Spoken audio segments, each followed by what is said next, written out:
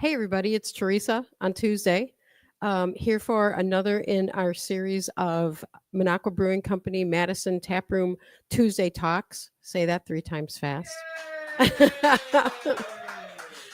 I am here tonight with our journalist, our local journalist reporting on all things political, Chris Walker. So he will tell you a little bit about himself. He'll tell you a little bit about what he's been writing about lately, what he's been seeing sort of on the scene. It changes, as we all know, day by day and sometimes minute by minute. And he's been great at keeping up with that. I also got to give him a shout out because he helped save our local Monona 4th of July festival, at which I became an expert beer tender and started like this whole new phase in my career, as it were. So that is to say too that he is active in the community, civically, as well as his political writings, which are of interest to all of us. So with that, I will give it over to Chris. We will end up having, I think, some Q&A a little bit from our audience here in the tap room. And so, Chris, come on up.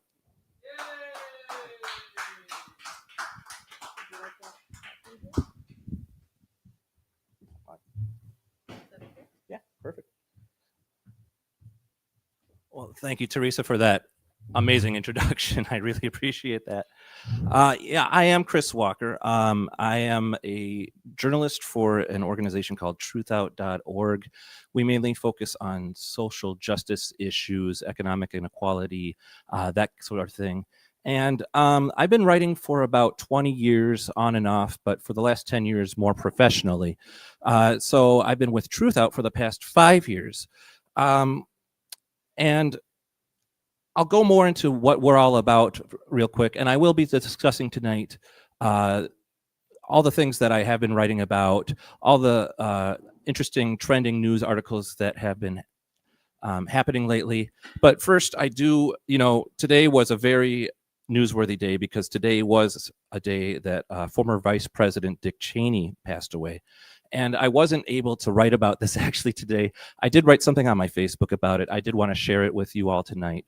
So I wrote on my page, Dick Cheney is dead and I have many thoughts. The man who was the architect of the Iraq War and the war on terror in general, who helped manufacture fake cases for going to war using false crumbs of evidence to lure a grieving nation into becoming a vengeful one, who is thus responsible for the deaths and casualties of thousands of my generational peers, not to mention hundreds of thousands, perhaps millions of deaths in Iraq, Afghanistan, and other places throughout the world, who, more than anyone else in the Bush administration, epitomized the anti-dissent mantra of you're either with us or you're against us, who sought to quell a justified and correct anti-war movement. That man is gone.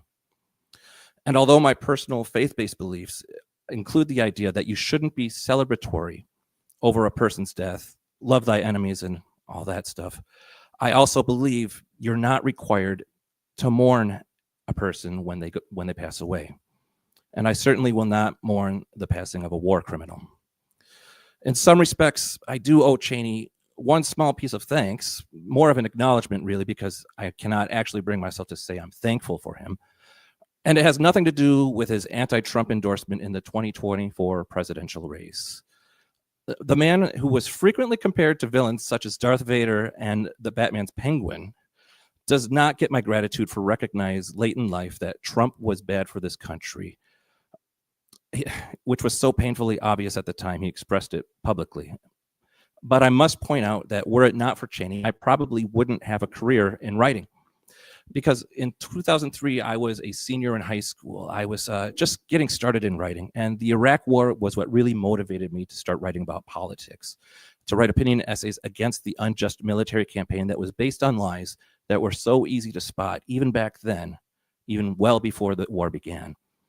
In that respect, I wouldn't be where I am today without Dick Cheney, I suppose. And that is a really, really weird thing to say. But I would gladly trade all of this life I have as a career as a writer instantly and without hesitation to have it all go back to the fall of 2002, to see him fail in the garnering of support for the war and to see him and Bush fail at winning a second term. Because for me, in addition to the terrible outcomes of that war and the terrible outcomes of that second term of the presidency of George W. Bush, It is not difficult to understand how the winding road from that point to this troubling point that we're currently in was paved by him and his allies. Dick Cheney walked as an opponent of dissent, an unapologetic chicken hawk, an uncaring person when it came to the fate of the downtrodden, and a designer of bad foreign policy decisions, so that Donald Trump could run on being all those things times 1,000. As much as Cheney purportedly loathed truth late in life, it is he and his cohorts within the Bush administration who helped normalize bad faith attacks against critics and a willingness to lie so easily and blatantly, using tactics that the far right adopted and endorsed, leading to that movement accepting and having eventual cult-like adoration for our current commander-in-chief. If anything, Cheney's life is a lesson for all of us to reject politicians who offer revenge as a selling point, and to embrace those who showcase and promote patience and critical thought instead. The world would be a better place if we had made that decision decades ago, but we can start to be a better place now if we make those corrections, make those kinds of decisions today. And with that, I will get to what my planned talk was going to be tonight. So yeah, like I said, I'm Chris Walker. I'm a trending news writer for Truthout.org. And what does that mean? Well, sure. So that is perfect. Yeah. So what does that mean? Well, I write about trending stories, obviously. So what's popular on the internet, I try to write about, but I also try to find a new way to make that story interesting to readers of Truthout. And we're a website that's focused on social justice issues. We're also focused on things like racial justice, LGBTQ equality, economic security for people. We focus a lot on the problems within our prison system, the problems within our policing systems, and much, much more. But one of the things that I do want to talk about tonight, because I could just lecture you all on things that I've been writing about lately, what I like to do is try to bring it all and tie it all in together and talk about what we really do at Truthout. And one of the things I do want to talk about is bias in journalism. Now, when I talk about bias in journalism, a lot of people get upset about that kind of thing, but I'm here to tell you that it's not necessarily a bad thing. There's nothing wrong with bias in journalism. It's the kind of bias in journalism that we have to look out for, is the kind that has an agenda and the kind that purposely lies to people to try to make that agenda grow. So Truthout's own message on bias in media, there was a wonderful article written by our former editor-in-chief, Maya Shenwar, and our current editor, Alana Yulan Price, who is also a Madison native, by the way. So they wrote in that article that we believe good journalism plays a role in the pursuit of justice. We transform journalism into a form of justice through storytelling, and that rethinking journalism requires questioning pillars of conventional journalism, such as the idea that journalists can be objective. Fantasies of objectivity erode journalists' ability to think critically about how their own values, experiences, and social location shape their work.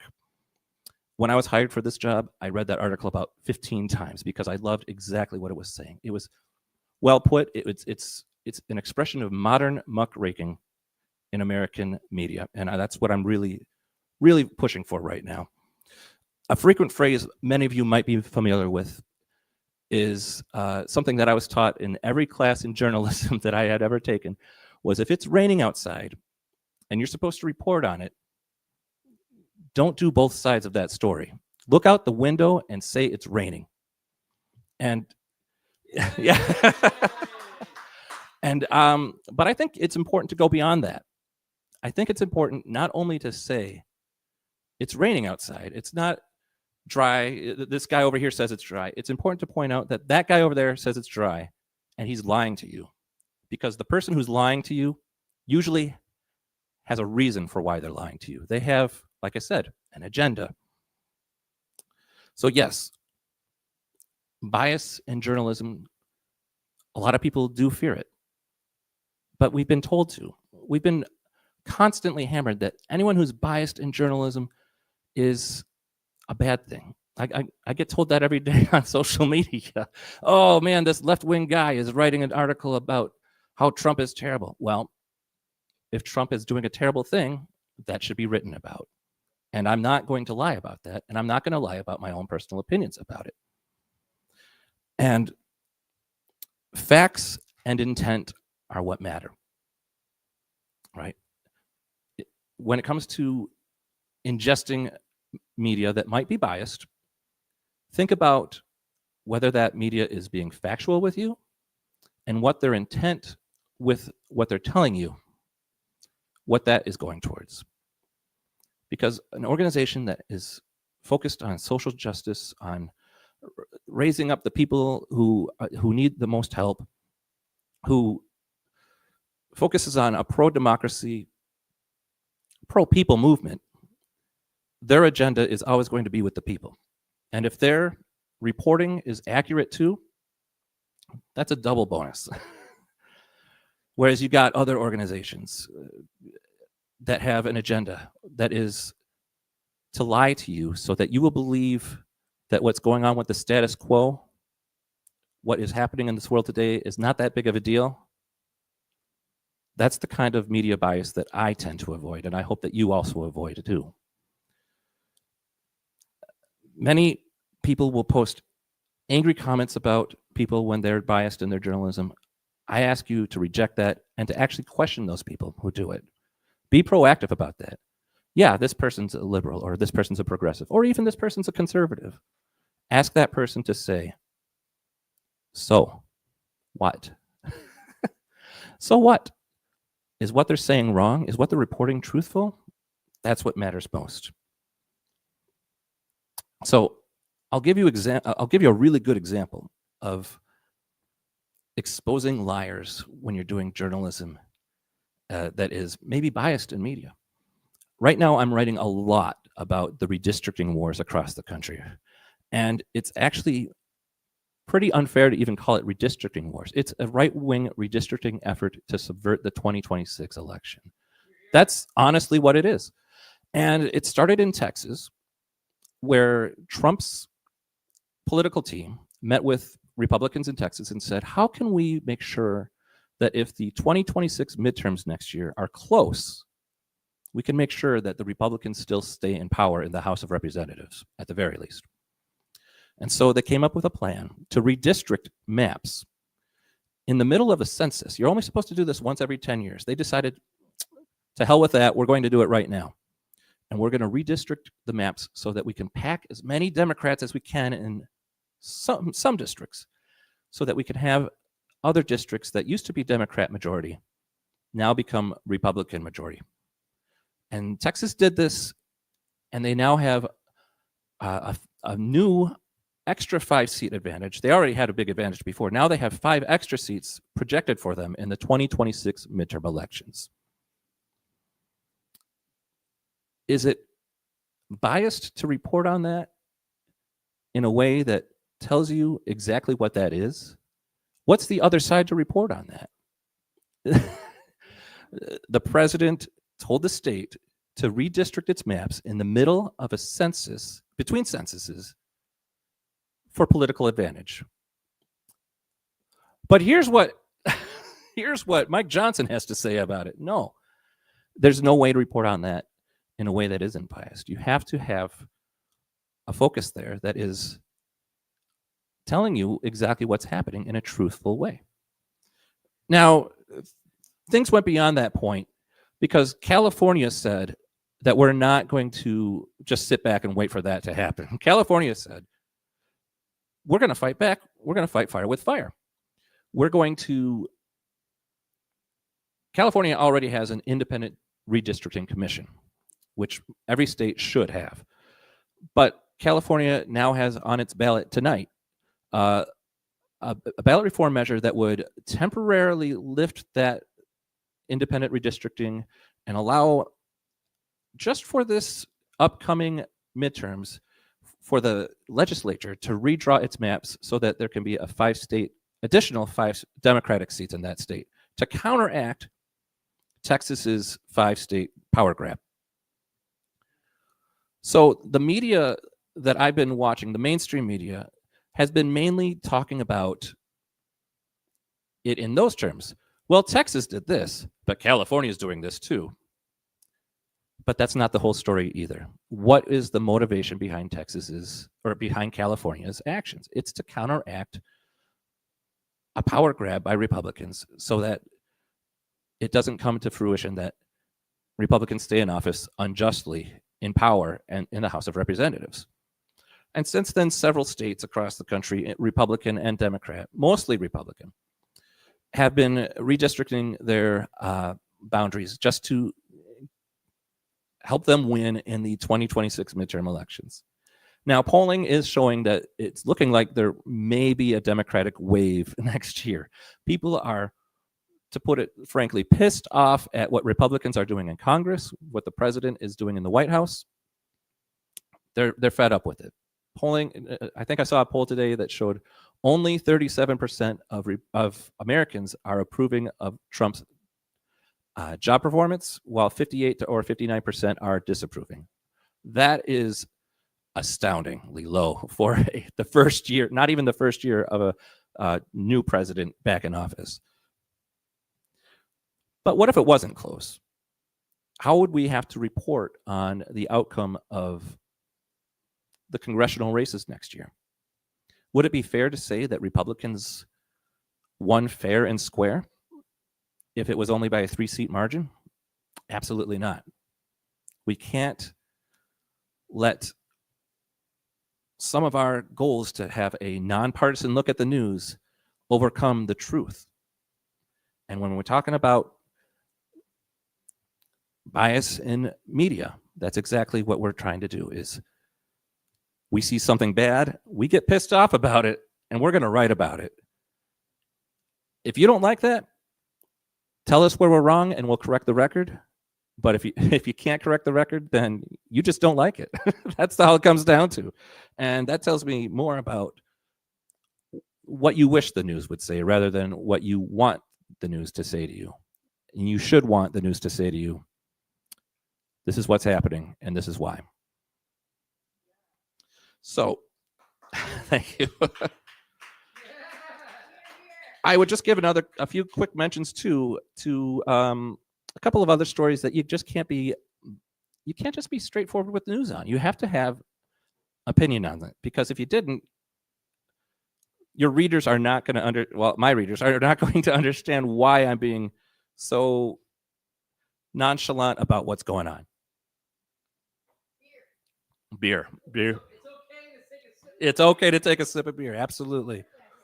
So one of the stories I've been writing on lately is Trump's call to restart nuclear testing, which should raise some alarm bells, right? So there's no way that you can really write on that without some concern. And there should be concern, because Trump was very ambiguous in what he was saying about nuclear testing. Was he talking about testing systems, which doesn't involve an explosion? Or is he talking about doing underground explosions with nuclear warheads? Or is he just talking about testing the missile systems? From what we can gather, Trump says he just needs to test nuclear weapons. And that is enough to raise concern, not only among our own country, but throughout the world. And so other countries are going to react to that. We have to be able to talk about that in a way that will report on the truth, but also raise some concern in a biased way. By the way, Trump also stated that other countries in the world are testing it, and we just don't know about it. He just said that during a 60 Minutes interview. There's no possible way for that to happen. There's no possible way.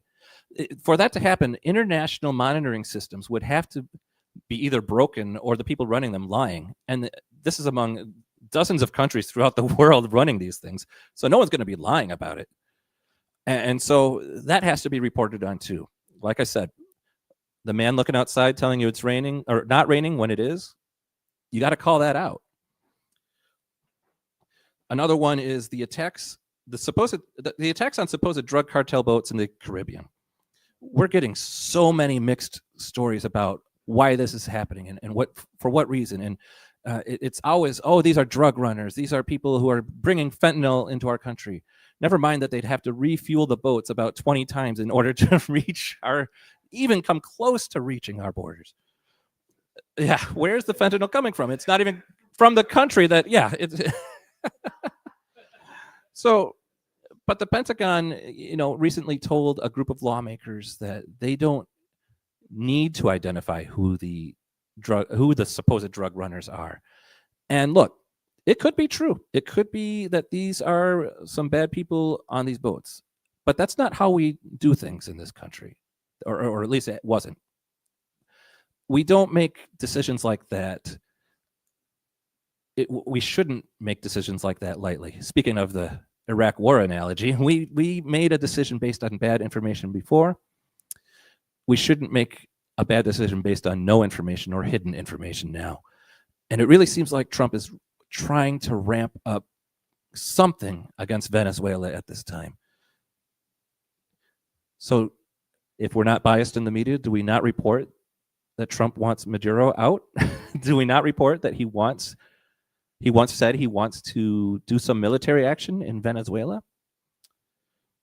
And lastly, the last story I want to tell you about when it comes to just talking about bias in reporting and how it's not a bad thing. Trump blamed Obamacare for higher rate hikes. He called it a disaster. He called the program, the Affordable Care Act, a disaster. It's not working for people. And I'll tell you, I'm not going to lie to you, the Affordable Care Act could be a lot better. We could also have Medicare for all. But what we have right now is Medicare, and it is working for a lot of people, myself included. I had pre-existing conditions before Obamacare was passed, and these conditions did preclude me from some treatment before the law was law. Am I going to keep that bias that I have about the world before the Obamacare to myself? Am I not going to know what that's like and understand that in my writing and convey it through my writing? I don't think I can. By the way, Obamacare isn't a disaster. It is a disaster of Trump's own making. Earlier this year, Trump signed a new rule about Obamacare that allowed health insurers to raise prices higher, to do those rate hikes. And the expiration of tax credits for Obamacare are being allowed to expire. Now, should there have been an expiration date in the first place? Probably not. But the expiration is happening under his watch, and he's not doing anything about it. And he's pretending, and I can say pretending because it really, really seems like he's pretending, that he has no idea why this is happening. It's just a fault of the law. It isn't. There are things he could do today in agreement with the Democrats who are refusing to sign a continuing resolution just to get this very thing fixed that Trump could do instead of pretending like he's has no idea what to do, all these crocodile tears. Lastly, I want to close on this before we do questions. It's been a difficult few years, to say the least, and this past year itself has felt like 4 on its own. Since Trump's been sworn into office, we've seen so many terrible things come about, and so many things that target marginalized groups of people, hurt people like the LGBTQ community, affect things like the Voting Rights Act. It can get hard sometimes. We can be disheartened. But as a reporter, I am seeing many great signs of positivity too. Because we are seeing people change their minds about things. We are seeing things improve when it comes to public opinion. I mentioned before, we saw polling data that shows people are rejecting the Trump agenda. He has like a -19 approval rating right now. Like I said, that's unheard of at this time of a presidency. Mm-hmm. We're also seeing universities that Trump is trying to put his thumb on, lift it up. They're pushing back finally. They didn't at first, but now they're finally pushing back a little bit and refusing to adhere to his new standards that he's putting on them. We're seeing nonprofits band together. We saw an open letter from 3,700 nonprofits come together and say in the wake of the murder of Charlie Kirk, we will not accept methods that are meant to curtail our free speech rights or wrongly say that we are promoting some form of Antifa that exists in Donald Trump's head. That group of nonprofits wrote, "We of course unequivocally reject political violence, but we won't mince words. No president, Democrat or Republican, should have power to punish nonprofit organizations simply because he disagrees with them." We also see wide opposition, not just to Trump himself, but to his policies and the policies of his allies. We see polling that shows opposition to the militarization of American cities. We see people rising up in those cities to protest in person in sometimes remarkable outfits, including in frog costumes. We have polling that shows people say that ICE's actions are going way too far. We see polling that shows a majority of Americans actually understand why the Democrats are not voting for this continuing resolution to reopen the government. And that in light of some things shutting down and some services going away, most Americans, or a plurality of Americans, want Democrats to keep holding out because they know the alternative is going to be bad. The doubling of premiums for millions of Americans. I guess my point here is, yes, things are dire right now, but we're also seeing a new community of people come together and say, enough is enough. We really, really need to band together and oppose this administration as much as possible. And I think we're going to see that tonight in tonight's elections. I think we're already seeing a lot of that. So for Truthout, I reported on the No Kings protests. I actually went to 4 of them. I spent a lot of gas money to do it. I went to the protest in Madison. I went to the protest in Monona. And I also went to Stoughton. And I went to Delavan, of all places. And Delavan, you do not think of as a hotbed for liberal, progressive thought. And there I was in the midst of 1,000 to 2,000 people, all of them chanting against Trump, singing songs together, holding up signs. And these were people who understood what was going on. They knew the issues in and out because all of them have been affected by them. All of them have been affected in one way or another, either through themselves personally or through their friends or family members by the Trump administration's actions. And one discussion I had with a married couple in Delavan that really stuck with me was that the husband said to me, "You know, I'm looking across this crowd and I see my neighbors here, and I can tell you without a doubt, there are Republicans in this crowd. There are people who know what they voted for is wrong and they want to change it and make it better." That really hit home with me because it's a difficult time, but we're turning the tide. I'm positive that more egregious abuses of power are about to come, especially after this election. Trump is going to be furious tomorrow morning, and he's going to keep pushing for things that are going to hurt a lot of people. But we, the people, can stand up to this through the ballot box and through other organized efforts to challenge the administration's wrongful insistence that it has a mandate, because it doesn't. And with that, I welcome questions.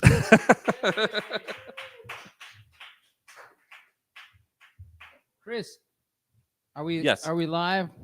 I'm going to join you over here. Is that okay? That's perfect. Yes, absolutely. So I have a question. I also have a bum foot. But I have a question for you. I want you to read this headline. Yes. And tell me what you think about it. Wisconsin Democrats host food drives to paint shutdowns as Republicans' fault. We'll do it in Wisconsin Democrats host food drives to paint shutdown as Republicans' fault by the Milwaukee Journal-Sentinel, the paper of note for the entire state of Wisconsin. That's correct. Okay. What do you think about that headline, my friend? I think that's it sounds like it doesn't sound like a balanced headline, does it? No. But it does sound like an accurate one. And that's what I was getting at the very beginning. It's not that you don't want opinion or a balance one way or another in your news. You want the truth in your news, and that really does sound like the truth. We could have food stamps ready to go within days, and this administration is choosing not to. It's choosing to punish Americans who never asked for this in order to get its way and to not negotiate with Democrats about health care. Okay, so my thoughts are, we did a podcast last Wednesday, Mhm. and I'm a progressive organization, but I'm also a Taproom in Minocqua, and there's not, and Minocqua is about as Republican as it gets, and we talked to Emily Cephos, who is running for Senate in like northern Appleton, or like the suburbs of Appleton, which is a Republican-held district. She was also an indivisible organizer, but as an organizer, and we also talked to Emilio Del Torre, who is the head of the Turners in the Turner, which is a socialist organization in Milwaukee, which is Milwaukee's known for socialism. So, and he turned us on to a black woman in Melrose neighborhood doing a food drive for the people in this Melrose Park, Milwaukee. Emily was doing it, around the Fox Valley. She is definitely political. This black woman that was doing it, that Emilio talked about, she wasn't running for anything. I mean, there were 6 food drives that took place in Wisconsin. When she talked about it, I called my lawyer and I was like, Fred, has anything happened in Minocqua? What? There's a ton of poverty in rural Wisconsin. And he said, no. So I said, let's do a food drive. Now, I didn't do a food drive because I wanted to like stick it to the Republicans. No, absolutely not. I did a food drive because we didn't know if anybody else was doing a food drive there. And I guarantee you in Milwaukee, there's a bunch of food drives that happen because there's going to be a need for food. So to me, the reason I brought that up, and I'm happy. I'm not happy that you disagree with me, but I'm happy that we're having the conversation now, because to me, I was livid. Like by the way, there's raving radicals on Threads, and I published this on Threads. There was like 3,000 people who liked what I said, that this was horse shit. And I can say that because I'm on Substack and not the radio. I'm like, this is horse shit. We're the only people. We just want to make sure people don't starve. Right. Absolutely. And that's the thing, is that what I concluded with before, it's not just about the ballot box. It's about the community coming together. It's about finding ways to organize that are not just against, but also for the people. Yeah. And that's what these food drives are really all about. You're correct in that. Absolutely.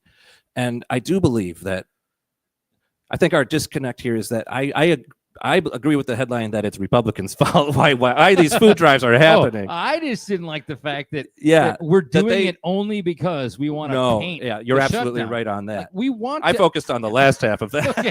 I mean, we're doing it because people might have gone hungry over the weekend, and this week they still don't have their money. Absolutely. Because Trump is playing footsie with the judge's court order. And I can tell you personally, I'm a former food stamp recipient. And it's not something to be ashamed of. No, because you're not. I had a full-time job as a food stamp recipient. I was working for my family, trying to make ends meet. Yeah. We were trying to make sure that our kid was being taken care of. All these things. Yeah, we're not.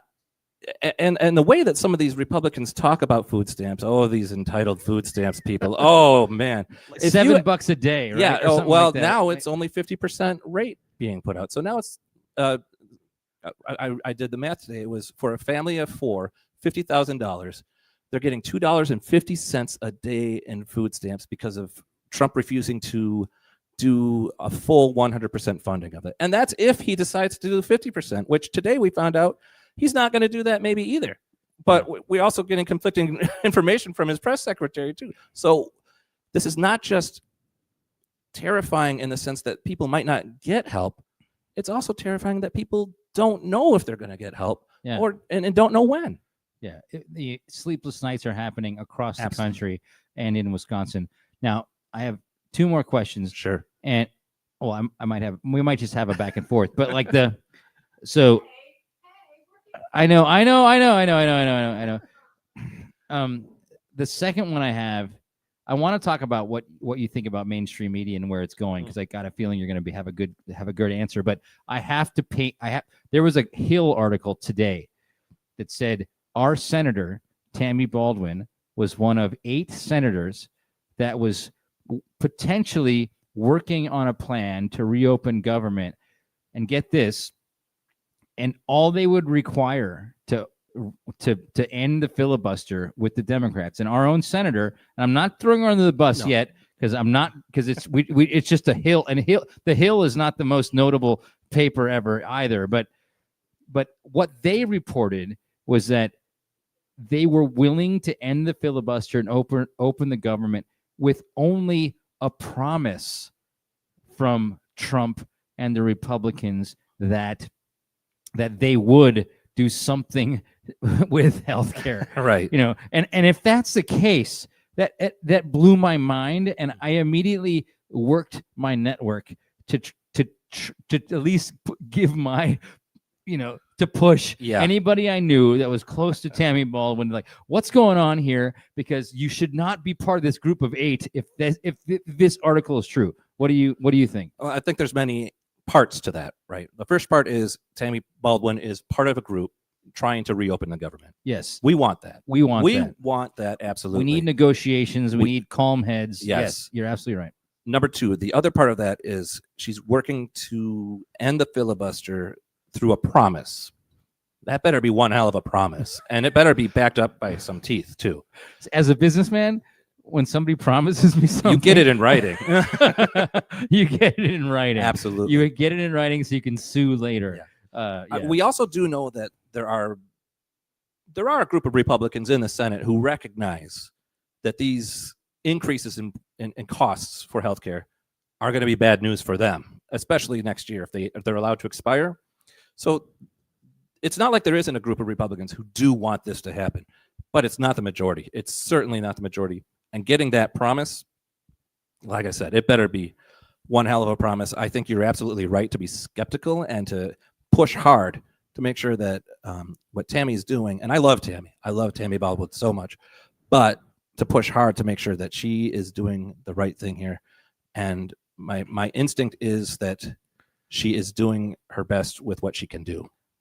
I think I agree with you that no well-meaning lawmaker, and I believe Tammy is one of the most well-meaning lawmakers we have, wants to see people starve. Exactly. And so, she's going to do whatever she can. But if you're listening to me, Tammy, by the way, is this camera over for both of us? If you're listening to me, Senator Baldwin, you need to hold strong, because they all lie and they all won't follow through on their promises. And you need to get it in writing or in law before. But I understand. I have another question. Sure. So the reason we're even doing this right now is because I've transferred my entire email list to Substack. So, and we had a large, so if you buy a t-shirt from me, I get your email address. Right. I'm giving away my secret sauce right now. If you buy a beer from me, if you've given money to me through my super PAC, I get your email address. So my email, luckily we've gotten a big mouthpiece because we've been able to put emails in this, and I've chosen Substack because that's seemingly the last bastion of truth in media these days. There's been a lot of movement towards Substacks, that's for sure. For truthful. So the main, like Bill Acosta, the CNN reporter who was super truthful, seemingly was fired or left CNN or left wherever he was, and now is just on Substack. Heather Cox Richardson kind of made Substack. Letters from American. Yeah, every night. Every night. Yeah. And the Midas Touch asks for a lot of money a lot, so I don't love them, but there are so many really intelligent reported Judd Legume Yes. from Popular information. I think. Information. Yeah. You know, they're legitimate journalists who somehow or another, you know, were either let go or were couldn't report their truth in mainstream media, and it's scary to me that that's the case. What are your thoughts? But you know what they found on Substack? A place where people wanted their media, and that's what we're really going for here. Is wherever there's a need, we always find it somehow. You know, when Twitter became X, we moved to Threads or Blue Sky, and when things on Facebook went awry because the algorithms don't work for the liberal or progressive organizations, people found Substack, and when people got fired, they started their own thing, and I think that's a human condition almost. It's happened in traditional media with print paper. Yeah. You get a person gets fired from a newspaper back in the 1950s. They start their own news organization, and that grows into its own thing. Yeah. And I think that's what we're going to see more of, especially as people start to understand that their news is being filtered to them on these social media sites. They're going to gravitate to these places where they can actually access the news that is important to them.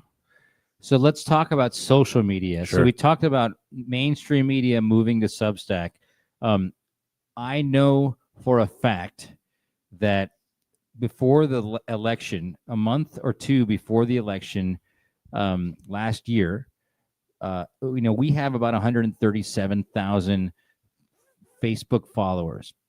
And we, I talk a lot about politics on Facebook. I know for a fact because I have political consultants who have other people that they work for other progressive organizations that all of our Facebook pages were downgraded by like 10 times. Like if I would get 2,000 likes and maybe 30,000 people engagement, which is what I usually get, I would get 95 likes and I would get 3,000 people being engaged for an entire month. And then when Trump was elected, it went back up again. Yeah. And so it's mysteriously, right? so I mean, it was like I thought, because it had never happened before, I thought, am I just bad at posting now? And then I talked to all these other progressive groups through my consultants, and I realized this is happening. We're getting filtered. I can tell you, I don't speak for Truthout. I'm here by just my own volition here tonight, but I have worked for other news organizations before Truthout, where all of a sudden, click, the algorithm just completely changes, and what used to be a not only profitable but also engaging organization, suddenly they went belly up.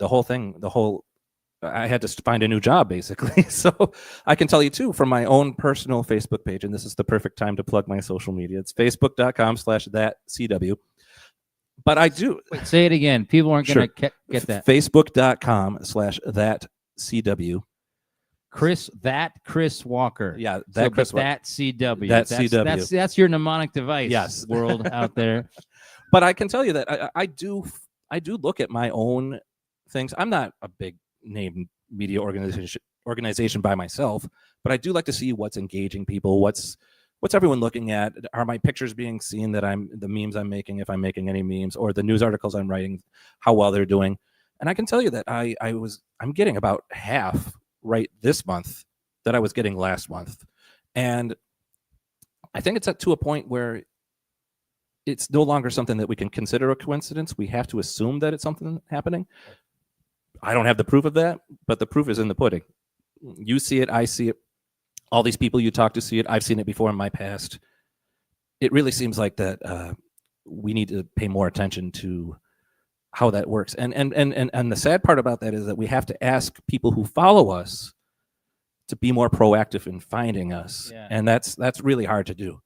So folks out there, Facebook is no longer, you can't rely on Facebook. And I cannot exist without Facebook. That's how we've made money over the last 5 years. Like you're saying, organizations go belly up. we transferred to Substack last year because I could not post a thing about Kamala Harris and get Sure. it seen for a month before the election. And I'm a pretty big organization that tries to influence people about politics in Wisconsin. So once that happened, I was like, we have to build something else. Yeah. And so we have largely switched to Substack, and we're on Facebook Live right now. We're on Substack Live, and we're on YouTube Live. Because we're going to keep on trying to go for as many platforms. And that's really the strategy people in these kind of organizations, whether it's you as a business owner who pushes this lovely, wonderful, progressive-based business, or me as a journalist who works in a progressive news industry. You do have to just be on every platform with the hopes that something's going to get noticed. But it's exhausting, and that's part of the plan, I think, is to make it exhausting. Yeah, so we give up. Teresa, you have a question, and potentially we have other questions in the audience.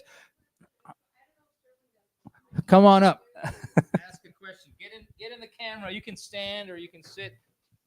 I'm moving. Hold on. Okay, can you guys Sit down. can you see me now? Can you see me now? Hi, Teresa.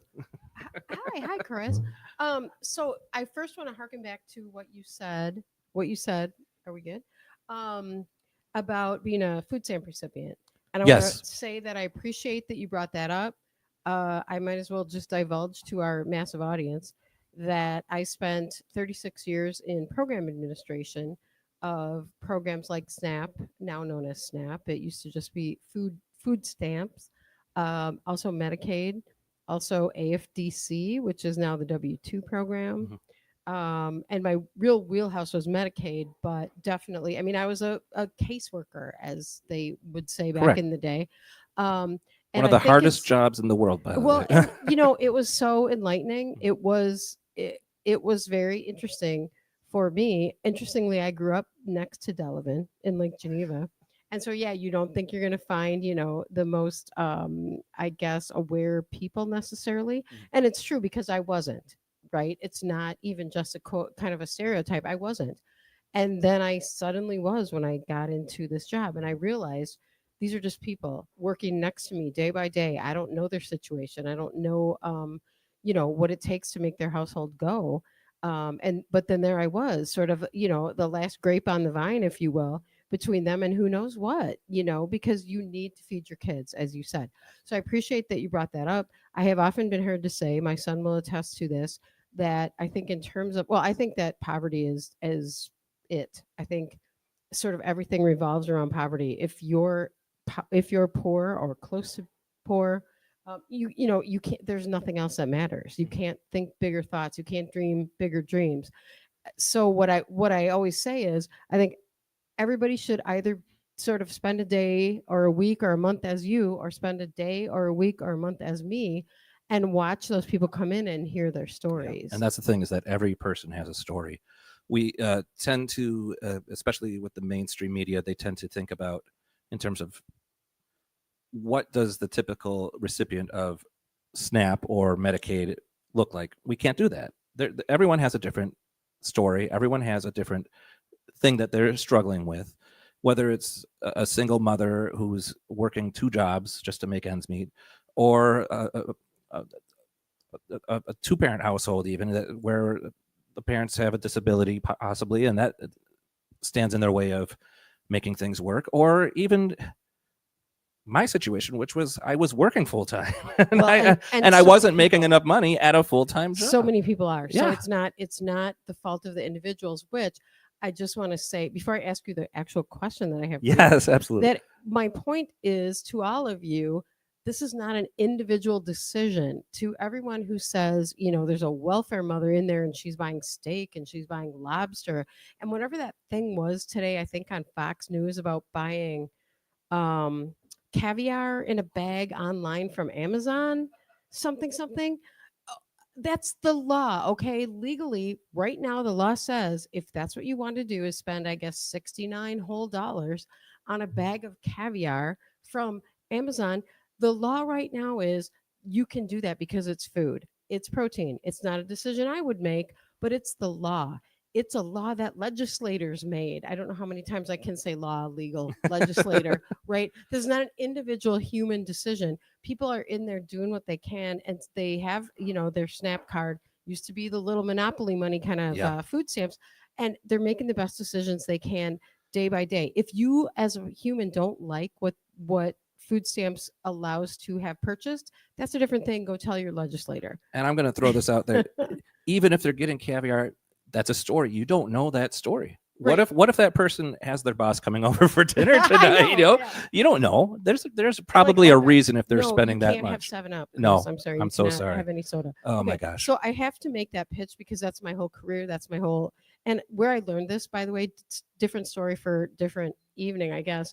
I worked in a grocery store in a low income area, and then I went to college, and I thought I was going to be a teacher, and all these things happened, and then that experience watching people survive every day, giving me their little food coupons, informed my career. Mhm. With that, though, I will say, I met you in the unexpected way through the Monona Festival, etc. And then I became so curious. I'm like, now this guy is at the Republican National Convention. Yes, I and went there. Democratic National. I'm like, what is happening? So my question for you is about Truthout Yes. and how you get these assignments. Are you able to? Do you have the luxury of sort of picking them? Do they send you? It's thrilling to Well, me. I'm in the trending news department. So our goal is a little bit different. We look at the stories that are popular right now. So it is these stories that you read on the front page headlines or on CNN.com on the main page there. But we try to take a different angle with it. We try to say, here's what's not being reported. Here's how this policy will affect XYZ groups of people that maybe those articles don't get into, or maybe how this decision by the Trump administration mirrors something that they tried to do years ago and how that was defeated and how maybe that can be looked at.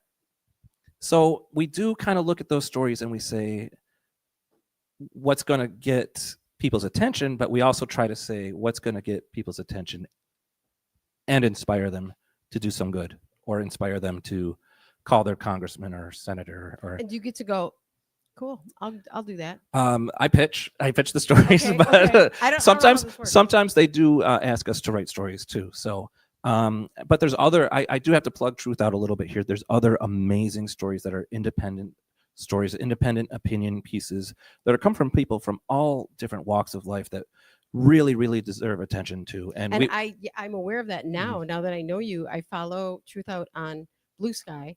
Plug for Blue Sky. Don't know anybody there. Don't even understand how anything works, but I love Blue Sky. Another great thing about Truthout is that we are a paywall-free site. Yes. We work primarily with donations.